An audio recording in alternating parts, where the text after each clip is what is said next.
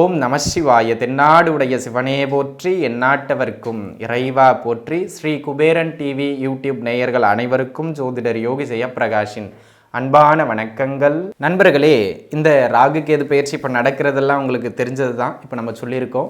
அந்த வகையில் எந்த பயிற்சி நடந்தாலும் இப்போ இந்த ராசிக்கெல்லாம் ஒரு யோகம் உண்டு இல்லையா? இப்போ குரு பயிற்சி நடக்குது, குரு அங்கே வரார் இங்கே வராருன்னு சொல்கிறோம். சனி பயிற்சி நடக்குது, சனி இங்கே வரார் அங்கே வரார், நன்மை. அதுபோல் ராகு கேதுக்களுக்கும் ஒரு சில ராசிகளுக்கு மேம்பட்ட பலன்களை அதிகப்படுத்தி வழங்குவார்கள்.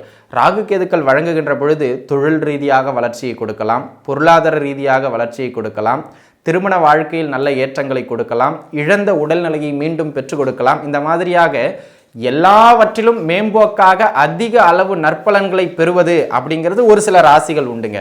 அந்த ராசிகள் ஒவ்வொன்றை பெறலாம். ஆனால் இந்த ராகு கேதுக்கள், குறிப்பாக அந்த நிழல் கிரகங்கள் பலன்களை கொடுக்கின்ற பொழுது தடையில்லாமல் வழங்குவார்கள். அதிலும் ராகுவுக்கு அவருக்கு நிகராக கொடுப்பதற்கு ஒரு கிரகமே கிடையாது.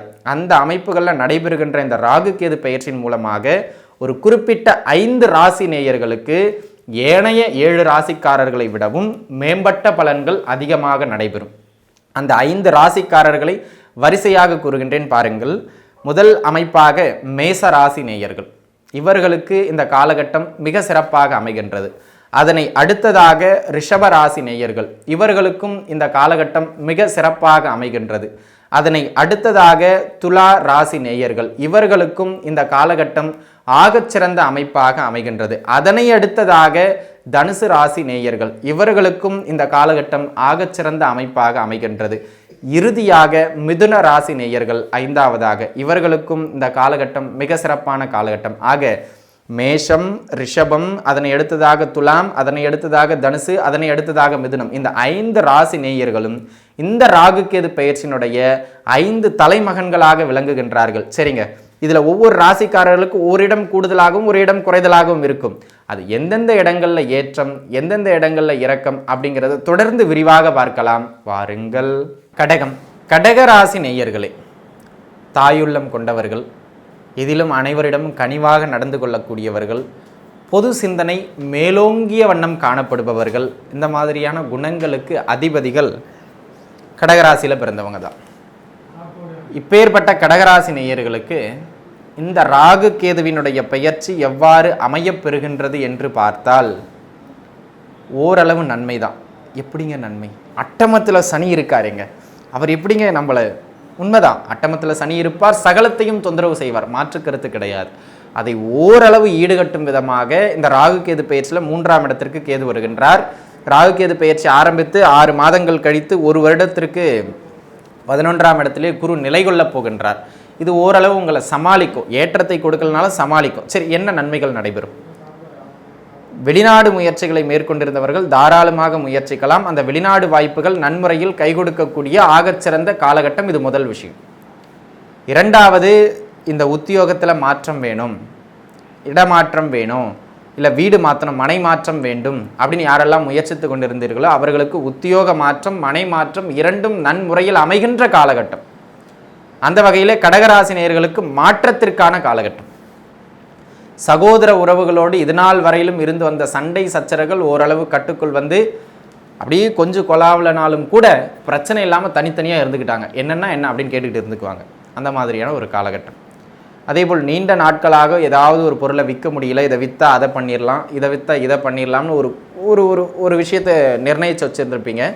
அதுக்கு ஒரு பணம் தேவைப்படுது, அதுக்கு இந்த லேண்டை விற்றா தான், ஆனால் இந்த லேண்டை விற்க முடியாமல் 1 வருஷமாக தள்ளி போய்கிட்டு இருக்கு அப்படிங்கிறவங்க கூட இந்த காலகட்டத்தில் அதையெல்லாம் விற்று முடிப்பதற்கு என்ன சொல்கிறதுங்க, ஒரு ஆகச்சிறந்த காலகட்டம். அது ஒரு சிறப்பான அமைப்பு. நீண்ட நாட்களாக இதெல்லாம் பண்ணலாம் அதெல்லாம் பண்ணலாம்னு பிளான்லாம் பர்ஃபெக்டாக பண்ணி வச்சுருந்துருப்பீங்க, ஆனால் இறங்கி பண்ணுறதுக்கான தைரியம் இல்லை. அந்த தைரியம் இந்த காலகட்டத்தில் கிடைக்கும். எங்கே சார் கிடைக்கும், எந்த காட்டில் கிடைக்கும் கேட்காதீங்க. 3ஆம் இடத்திற்குள்ளாக நகருகின்ற கேது உங்களுடைய முயற்சியில் இருக்கின்ற தடை தாமதங்களை உடைத்து நன்முறையில் உங்களுக்கு ஏற்றங்களை பெற்று கொடுப்பார். அந்த வகையில் இந்த காலகட்டம் ஆகச்சிறந்ததொரு நன்மைக்கான காலகட்டமாக அமையப்பெறுகின்றது அப்படிங்கிறத நீங்கள் மனசில் வச்சுக்கிடுங்க. இது ஒரு விஷயம். இதனை அடுத்ததாக வேற என்ன சிறப்புகள் இந்த காலகட்டத்தில் உண்டு அப்படின்னு கேட்டிங்கன்னா, 11ஆம் இடத்திற்கு குரு பெயர்ச்சியாகி வருவார் 2024 ஏப்ரல் மே காலகட்டங்களில். அதிலிருந்து ஓரளவு தொழில் ரீதியான நகர்வு இருக்கும், பொருளாதார ரீதியாக சமாளிப்பீர்கள், சமாளிக்கின்ற பலத்தை குரு கொடுத்து விடுவார். ஆக அந்த காலகட்டங்களில் தொழில் ஓரளவுக்கு நகரும், பொருளாதார ரீதியாக அடுத்த கட்ட வளர்ச்சி அடைஞ்சிருவீங்க. திருமண முயற்சிகள் நன்முறையில் கைகூடி வரும். இந்த ராகுகேது பெயர்ச்சியின் பிற்பகுதியில் புத்திரபாக்கியம் யாருக்கெல்லாம் தாமதமாகி கொண்டிருந்தோ அவர்களுக்கெல்லாம் அந்த புத்திரபாக்கியம் கிடைச்சிரும். இந்த கோர்ட்டு கேஸ் ஏதாவது போகுது பூர்வீக சொத்துக்கள் சம்பந்தமாக அப்படின்னு சொன்னால் அதெல்லாம் உங்களுக்கு சாதகமாக ஓரளவு தீர்ப்பு வரும். அப்படி அளவு கொஞ்சம் ஏறக்குறைய கிடைச்சாலும் கிடைக்கும். அந்த மாதிரியான காலகட்டம். அதே போல் கடகராசி நேயர்களை பொறுத்த மட்டிலும் இந்த காலகட்டத்தில் வேறெங்கு சிறப்பு அப்படின்னு கேட்டிங்கன்னா, இந்த காலகட்டத்தின் இறுதியில் பார்த்தீங்க, இந்த ராகுகேது காலகட்டம் 1.5 வருடம், அதோட கடைசி 1 வருடம் பார்த்தீங்கன்னா நல்ல பொருளாதார வளர்ச்சியை ஏற்படுத்தி கொடுக்கும். அந்த வகையில் இது ஓரளவு பரவாயில்லை அப்படின்னு நீங்கள் சொல்லலாம். உங்கள் குழந்தைகளின் வழியாக ஒரு சில நன்மைகள் உதவிகள் உங்களுக்கு கிடைக்கும். ஆக இந்த இடங்களெல்லாம் உங்களுக்கு நன்மைகளை வழங்குகின்ற இடங்கள். நண்பர்களே, எங்கு கவனமாக இருக்கணும் அது கொஞ்சம் லிஸ்ட் இருக்குது, அதை நம்ம பார்த்துருவோம். அட்டமத்து சனி நடப்பதனால் அனைத்திலும் இப்போ நம்ம நன்மைன்னு சொன்ன இடங்கள்லையும் காலை கொஞ்சம் நிதானித்து சிந்திச்சு யோசித்து வைக்கணும். அதை மனசில் வச்சுக்கிடுங்க. பெரிய முதலீடுகள் தூக்கி தொழிலில் போட்டுறக்கூடாது, அதெல்லாம் பார்த்துக்கிடணும். குறிப்பாக கவனமாக இருக்கணும்னு சொல்கிறது 4 விஷயம். முதல் அமைப்பு ஆரோக்கியம். சிறு குழந்தையாக இருந்தாலும் சரி, 60களை கடந்த வயதானவர்களாக இருந்தாலும் சரி, ஆரோக்கியத்தில் கவனமாக இருக்கணும். எப்படி கவனமாக இருக்கிறது? உணவு பழக்க வழக்கம், அதில் கொஞ்சம் நிதானித்து இருந்துக்கிடணும். வயசு 60 ஆகும், 4 பரோட்டாவை நைட்டு 10 மணிக்கு சாப்பிடுவார், இதெல்லாம் சேட்டை தானே. இந்த மாதிரியான விஷயங்கள்லாம் தவிர்த்துக்கிடணும். நமக்கு இதை பார்த்துக்க வேண்டியது அவசியம். உணவு பழக்க வழக்கங்களில் கட்டுப்பாடு தேவை. உடல்நிலையில் கவனமாக இருக்கணும். பருவ வயது பசங்கள் வண்டி வாகனங்களில் வித்தைகள் காண்பிப்பதை தவிர்ப்பது சிறப்பு. ஏன்னா அந்த அமைப்புகளில் ஏதாவது ஒரு தொந்தரவுகளை அது ஏற்படுத்தி விடும், அதில் கவனமாக இருந்துக்கிடணும்.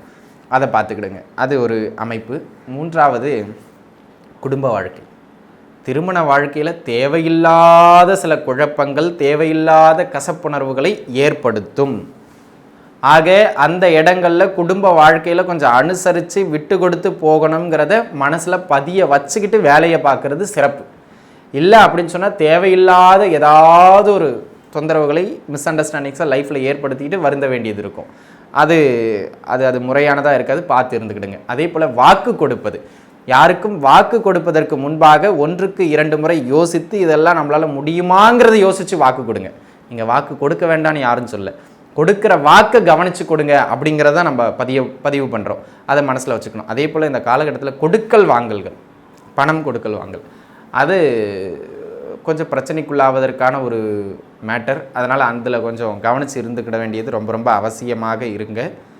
ஆக இந்த உடல்நிலை, குடும்ப வாழ்க்கை, பொருளாதார ரீதியாக தொழிலில் அகலக்கால் வைக்காமல் இருக்கணும் அப்படிங்கிறது தான் ரொம்ப முக்கியமான 3 அமைப்புகள். இந்த இடங்களில் கொஞ்சம் கூடுதல் கவனம் தேவைங்க. இதிலெல்லாம் கவனித்து இருந்துக்கிட்டீங்க அப்படின்னு சொன்னால் பெரிதாக எதுவும் கவலைப்பட வேண்டாம். ஆனால் இந்த அஷ்டமத்து சனி காலகட்டங்களில் பெருசாக நீங்கள் வளரலனாலும் பரவாயில்ல, இருக்கிறத தக்க வச்சுக்கிறதுக்கான முயற்சியில் ஈடுபடுறது புத்திசாலித்தனமான ஒன்று.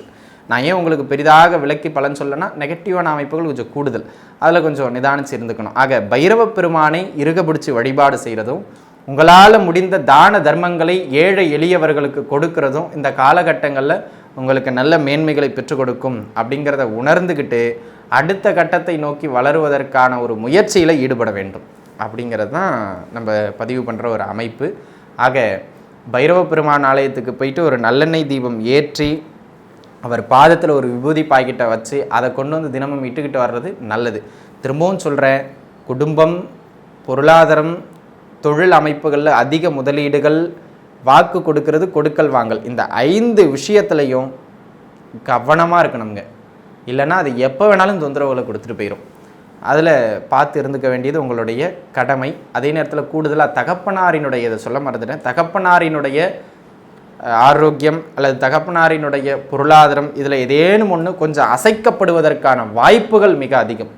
அதனால் தகப்பனார் சார்ந்த விஷயங்களில் கொஞ்சம் கூடுதலான கவனம் வச்சுக்கிறது மிக மிக நல்லது.